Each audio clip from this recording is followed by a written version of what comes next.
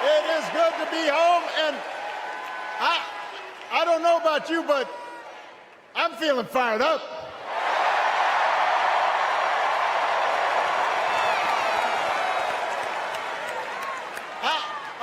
I am feeling ready to go.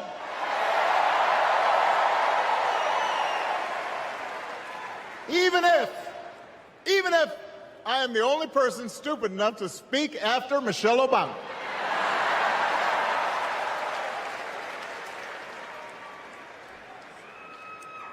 I am feeling hopeful because this convention has always been pretty good to kids with funny names who believe in a country where anything is possible.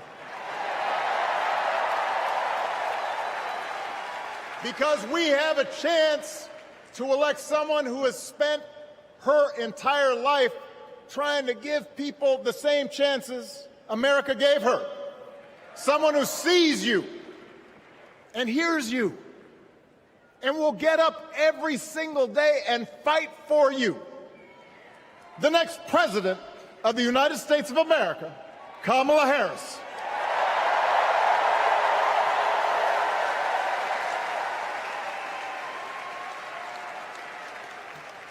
It's been 16 years since I had the honor of accepting this party's nomination for president. And I know that's hard to believe because I have not aged a bit. But it's true. And looking back, I can say without question that my first big decision as your nominee turned out to be one of my best. And that was asking Joe Biden to serve by my side as vice president.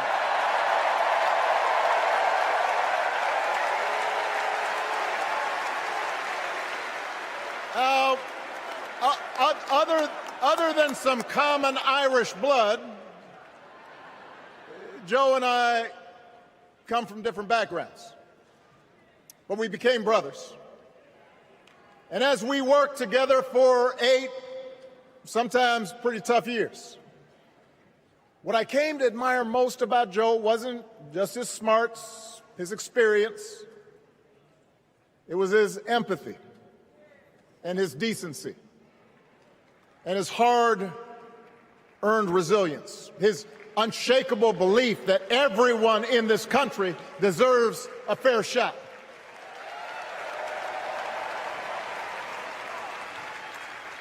And over the last 4 years, those are the values America has needed most.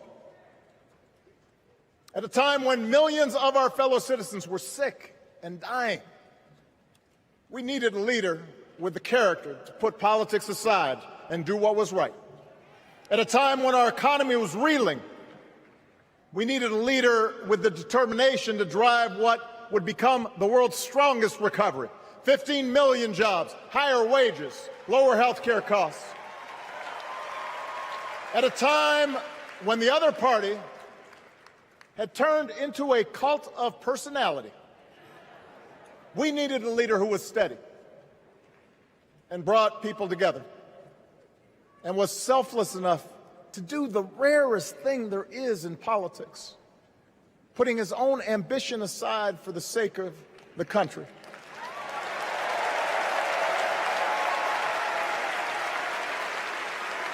History will remember Joe Biden as an outstanding president who defended democracy at a moment of great danger. And I am proud to call him my president, but I am even prouder to call him my friend.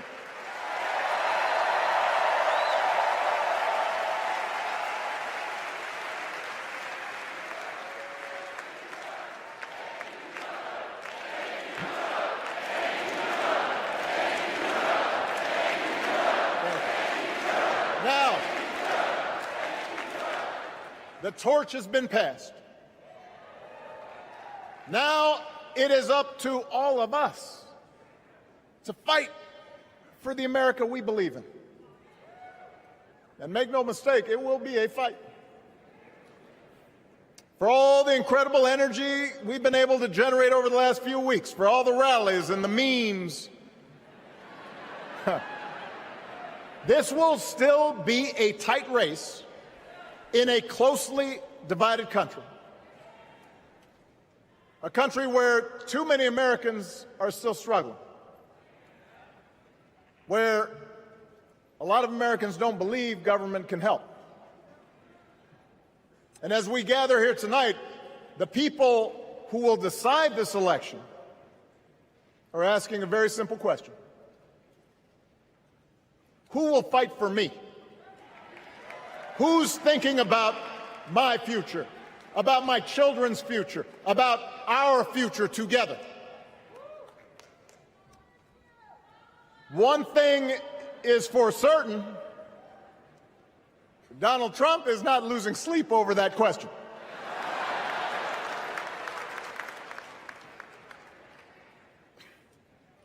Here's a 78-year-old billionaire who has not stopped whining about his problems since he rode down his golden escalator 9 years ago. It has been a constant stream of gripes and grievances that's actually been getting worse now that he's afraid of losing to Kamala. There's the childish nicknames, the crazy conspiracy theories, this weird obsession with crowd sizes.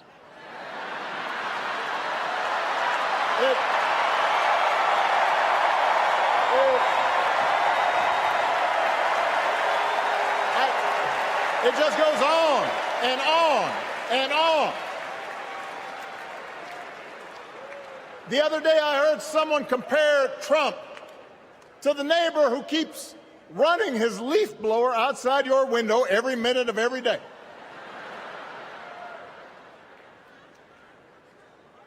Now, from a neighbor, that's exhausting. From a president, it's just dangerous.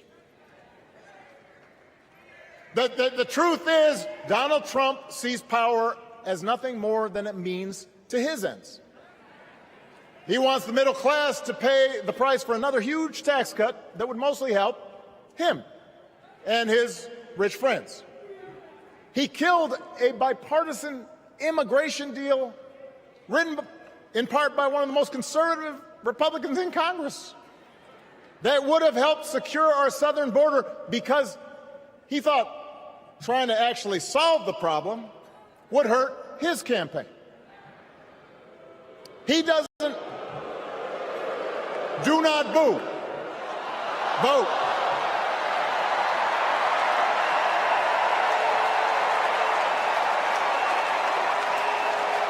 He doesn't seem to care if more women lose their reproductive freedom since it won't affect his life.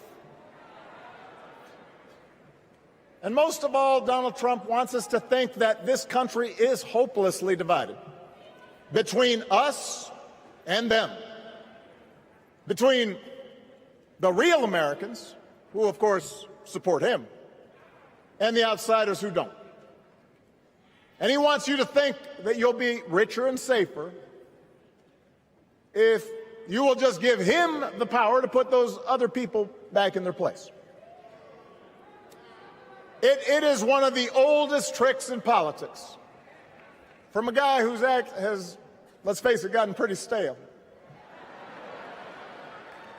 We do not need 4 more years of bluster and bumbling and chaos. We have seen that movie before, and we all know that the sequel is usually worse.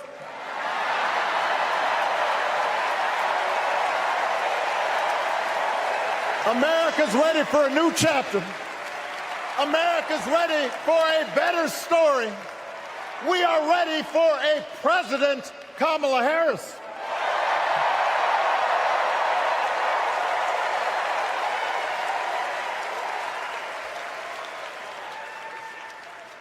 And Kamala Harris is ready for the job. This is a person who has spent her life fighting on behalf of people who need a voice and a champion. As you heard from Michelle, Kamala was not born into privilege. She had to work for what she's got. And she actually cares about what other people are going through. She's not the neighbor running the leaf blower. She's the neighbor rushing over to help when you need a hand. As a prosecutor, Kamala stood up for children who had been victims of sexual abuse. As an attorney general of the most populous state in the country, she fought big banks and for-profit colleges, securing billions of dollars for the people they had scammed. After the home mortgage crisis, she pushed me and my administration hard to make sure homeowners got a fair settlement. Didn't matter that I was a Democrat. Didn't matter that she had knocked on doors for my campaign in Iowa. She was going to fight to get as much relief as possible for the families who deserved it.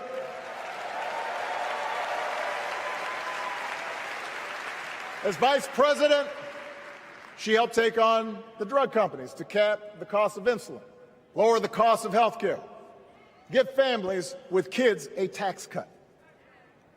And she is running for president with real plans to lower costs even more and protect Medicare and Medicaid and sign a law to guarantee every woman's right to make her own health care decisions.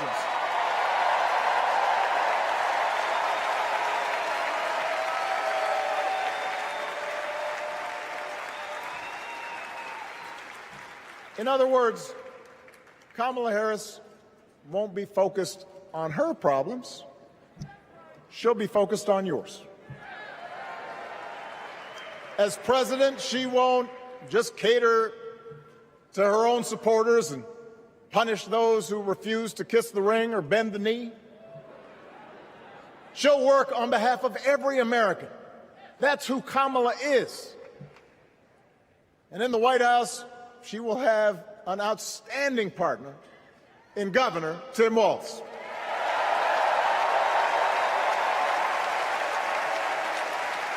Let me tell you something. Let me tell you something. I love this guy. Tim is the kind of person who should be in politics. Born in a small town, served his country, taught kids, coached football, took care of his neighbors.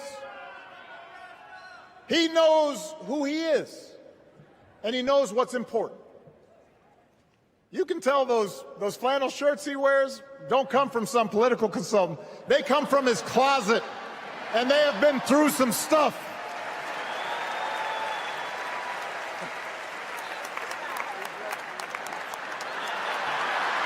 They have been through some stuff. That's right.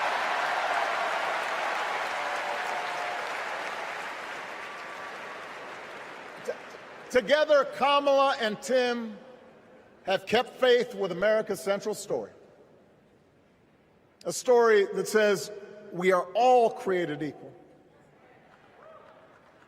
All of us endowed with certain inalienable rights, that everyone deserves a chance, that even when we don't agree with each other, we can find a way to live with each other.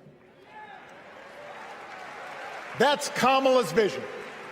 That's Tim's vision. That's the Democratic Party's vision.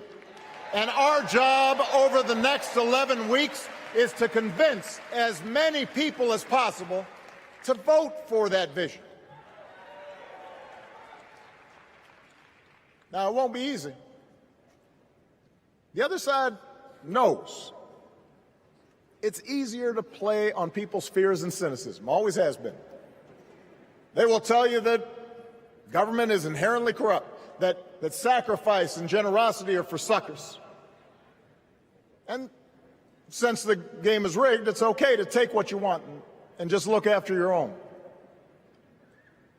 That's the easy path. We have a different task. Our job is to convince people that democracy can actually deliver. And in doing that, we can't just point to what we've already accomplished. We can't just rely on the ideas of the past. We need to chart a new way forward to meet the challenges of today. And Kamala understands this. She knows, for example, that if we want to make it easier for more young people to buy a home, we need to build more units and clear away some of the outdated laws and regulations that made it harder to build homes for working people in this country. That is a priority, and she's put out a bold new plan to do just that.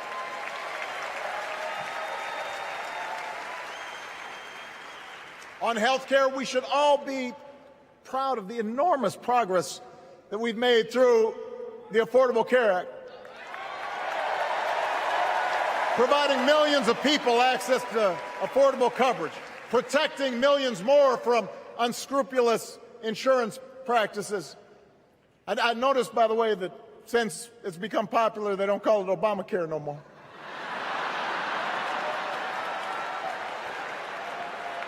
But Kamala knows we can't stop there, which is why she'll keep working to limit out-of-pocket costs. Kamala knows that if we want to help people get ahead, we need to put a college degree within reach of more Americans. But she also knows college shouldn't be the only ticket to the middle class. We need to follow the lead of governors like Tim Walz, who said, if you've got the skills and the drive, you shouldn't need a degree to work for state government. And in this new economy, we need a president who actually cares about the millions of people all across this country who wake up every single day to do the essential, often thankless work, to care for our sick, to clean our streets, to deliver our packages. We need a president who will stand up for their right to bargain for better wages and working conditions. And Kamala will be that president.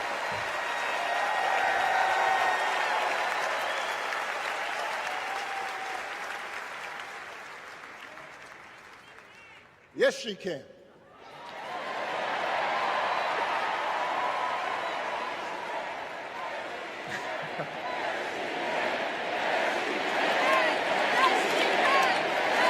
Yes, she can. A Harris-Walz administration can help us move past some of the tired old debates that keep stifling progress. Because at their core, Kamala and Tim understand that when everybody gets a fair shot, we are all better off. They understand that when every child gets a good education, the whole economy gets stronger. When women are paid the same as men for doing the same job, all families benefit.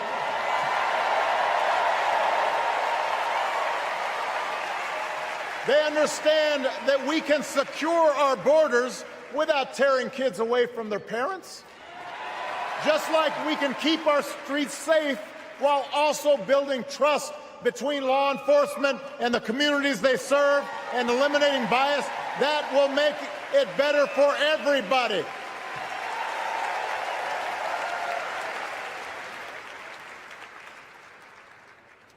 Donald Trump and his well-heeled donors, they don't see the world that way. For them, one group's gains is necessarily another group's loss. For them, freedom means that the powerful can do pretty much what they please, whether it's fire workers trying to organize a union or put poison in our rivers or avoid paying taxes like everybody else has to do. Well, we have a broader idea of freedom. We believe in the freedom to provide for your family if you're willing to work hard. The freedom to breathe clean air and drink clean water and send your kids to school without worrying if they'll come home. We believe that true freedom gives each of us the right to make decisions about our own life, how we worship, what our family looks like, how many kids we have, who we marry. And we believe that freedom requires us to recognize that other people have the freedom to make choices that are different than ours. That's okay.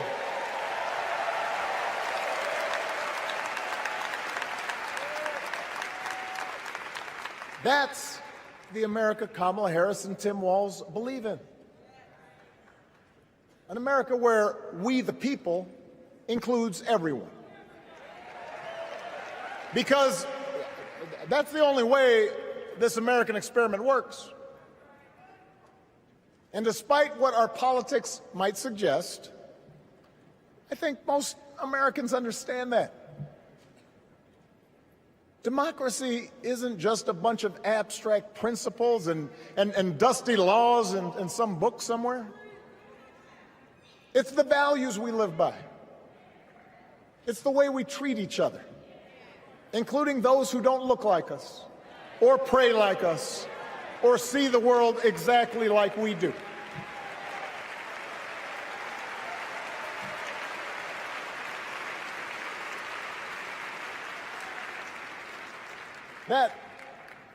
That sense of mutual respect has to be part of our message. Our politics have become so polarized these days that all of us across the political spectrum seem so quick to assume the worst in others, unless they agree with us on every single issue. We start thinking that the only way to win is to scold and shame and out-yell the other side. And after a while, regular folks just tune out, or they don't bother to vote.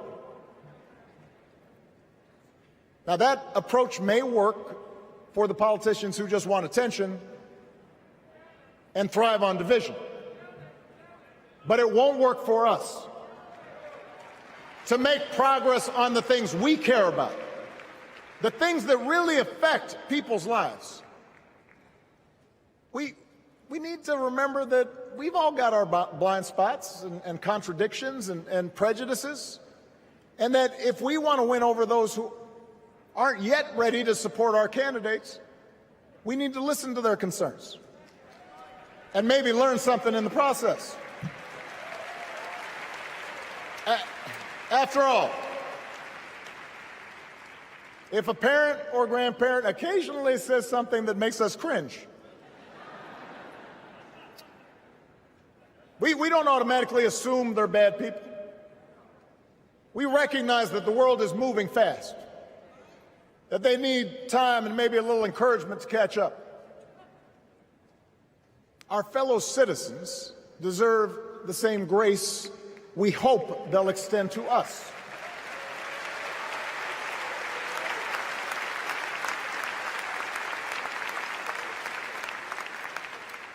That's how we can build a true democratic majority, one that can get things done. And by the way, that does not just matter to the people in this country. The rest of the world is watching to see if we can actually pull this off.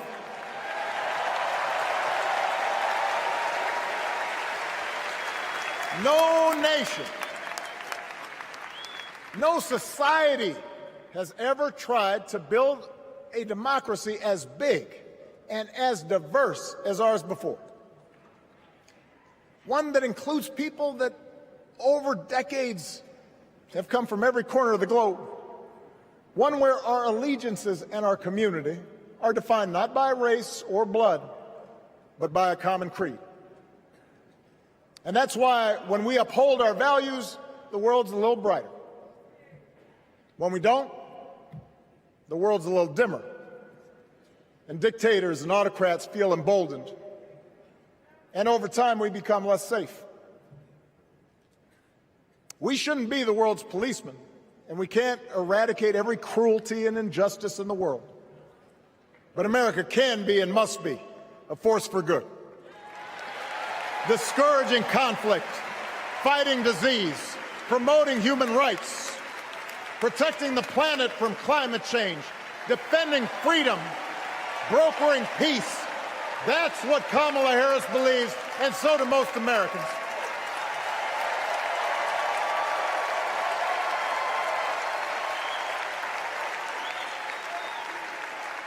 Now,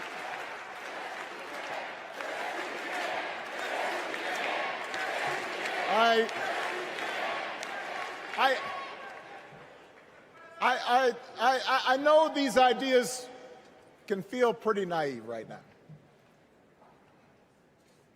We live in a time of such confusion and rancor, with a culture that puts a premium on things that don't last. Money, fame, status, likes. We chase the approval of strangers on our phones. We build all manner of walls and fences around ourselves, and then we wonder why we feel so alone. We don't trust each other as much because we don't take the time to know each other. And in that space between us, politicians and algorithms teach us to caricature each other and troll each other and fear each other. But here's the good news, Chicago. All across America, in big cities and small towns, away from all the noise, the ties that bind us together are still there. We still coach Little League and look out for our elderly neighbors. We still feed the hungry in churches and mosques and synagogues and temples. We share the same pride when our Olympic athletes compete for the gold. Because the vast majority of us do not want to live in a country that's bitter and divided. We want something better. We want to be better. And the joy and the excitement that we're seeing around this campaign tells us we're not alone. You know, I've spent a lot of time thinking about these past few months because, as Michelle mentioned, this summer we lost her mom, Ms. Marion Robinson. And I don't know that anybody has ever loved their mother-in-law any more than I love mine. Mostly it's because she was funny and wise and the least pretentious person I knew. That, and she always defended me with Michelle when I messed up. I'd hide behind her.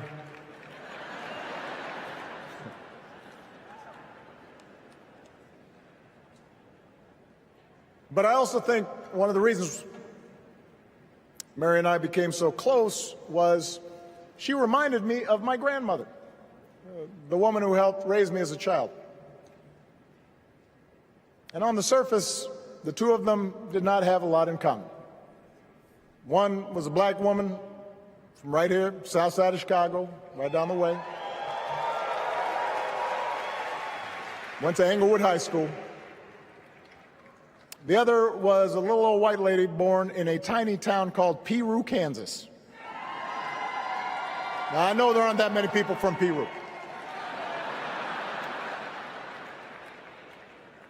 And yet they shared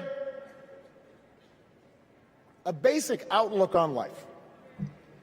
They were strong, smart, resourceful women, full of common sense, who, regardless of the barriers they encountered, and women growing up in the 40s and 50s and 60s, they encountered barriers.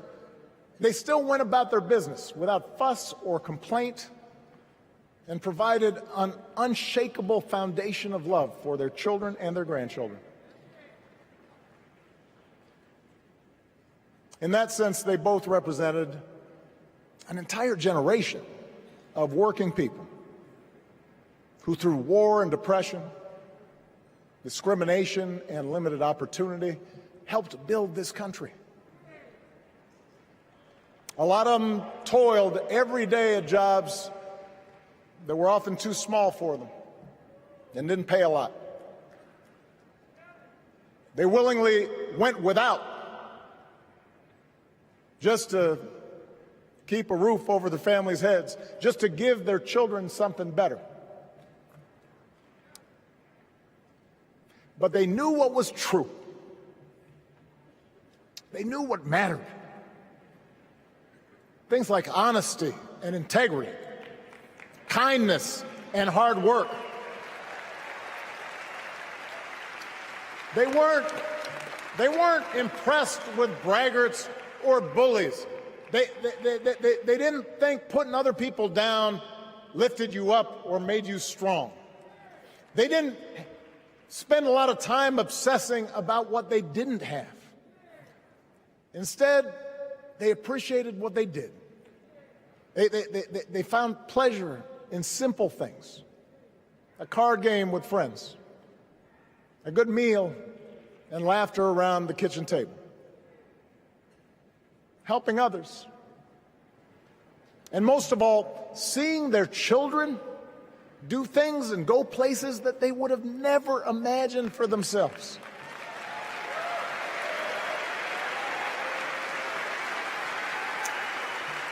Whether you are a Democrat or a Republican or somewhere in between, we have all had people like that in our lives. People like Kamala's parents, who crossed oceans because they believed in the promise of America. People like Tim's parents, who taught him about the importance of service. Good, hard-working people who weren't famous or powerful, but who managed in countless ways to leave this country just a little bit better than they found it. As much as any policy or program, I believe that's what we yearn for. A return to an America where we work together and look out for each other. A restoration of what Lincoln called, on the eve of civil war, our bonds of affection. An America that taps what he called the better angels of our nature. That is what this election is about. And I believe that's why, if we each do our part over the next 77 days, if we knock on doors, if we make phone calls, if we talk to our friends, if we listen to our neighbors, if we work like we've never worked before, if we hold firm to our convictions, we will elect Kamala Harris as the next President of the United States, and Tim Walz as the next Vice President of the United States. We will elect leaders up and down the ballot who will fight for the hopeful, forward-looking America we all believe in, and together we too will build a country that is more secure and more just, more equal, and more free. So let's get to work. God bless you, and God bless the United States of America.